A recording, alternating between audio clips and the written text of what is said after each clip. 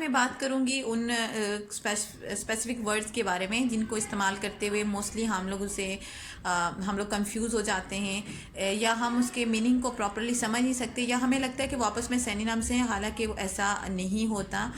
तो आज सबसे पहला वर्ड जिसके बारे में मैं बात करना चाहूँगी वो है रूफ एंड सीलिंग।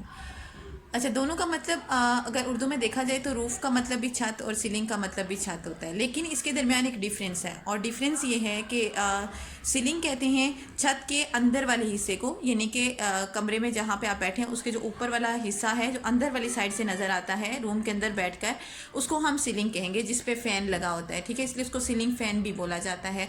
लेकिन जो उसका आउटर साइड होती है, आउटसाइड यानी कि ऊपर, अगर स्टेयर से जाके हम छत के ऊपर जाएंगे और उसका जो बाहर वाला हिस्सा होता है जिस पे बारिश या धूप पड़ती है, तो वो आपके पास, उसको हम लोग रूफ़ कहते हैं। तो सीलिंग और रूफ़ में ये डिफरेंस है कि सीलिंग छत का अंदर वाला हिस्सा, ठीक है, कमरे वाली साइड का, नीचे वाली साइड का, और उसके जो ऊपर बाहर वाला हिस्सा होता है या सरफेस होता है, उसको हम लोग जो है वो रूफ़ बोलते हैं।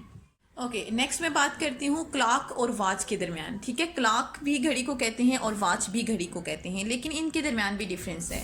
अच्छा, वॉच इजीली आप याद रख सकते हैं कि वॉच उस घड़ी को बोला जाता है जिसको आप कैरी कर सकते हैं, अपनी रिस्ट पर बांध सकते हैं, अपने पास रख सकते हैं और आप मूव कर सकते हैं एक जगह से दूसरी जगह। ठीक है, तो वॉच वो घड़ी होती है जिसको आप पहनते हैं और उसको अपने साथ इधर उधर लेकर जा सकते हैं इजीली, उसको हम वॉच बोलेंगे। लेकिन क्लॉक वो घड़ी होती है जिसको आपने स्पेसिफिक एक जगह पे रखना होता है, लाइक आप दीवार के साथ उसको लगा दें या टेबल पे रख प्लेस कर दें। तो ऐसी घड़ी जिसको आप एक जगह पे फिक्स कर देते हैं और वो आपको टाइम बताती है, उसको हम लोग क्लॉक बोलते हैं। और वो घड़ी जिसको आप अपने साथ कैरी कर सकते हैं जहां आप जाते हैं, ऑफिस में, स्कूल में, या इधर उधर कहीं पे मार्केट में, और अपने साथ आप उसको मूव करवाते हैं, तो वो आपके पास से, उसको हम लोग वॉच बोलते हैं। और जो घड़ी हम रिस्ट पर बांधते हैं उसको रिस्ट वॉच बोलते हैं। इसी तरह से अगर हम घड़ी की बात करें तो एक और कन्फ्यूजन होती है, वो ये कि मोस्टली स्टूडेंट्स को, कि वो जो घड़ी की सुई होती है उसको वो नीडल बोलते हैं, क्योंकि इंग्लिश में वाकई ही सुई को नीडल बोला जाता है, लेकिन वो उस सुई को जिसको हम कढ़ाई के लिए इस्तेमाल करते हैं या कढ़ाई सिलाई के लिए घरों में इस्तेमाल किया जाता है, उसको नीडल कहा जाता है।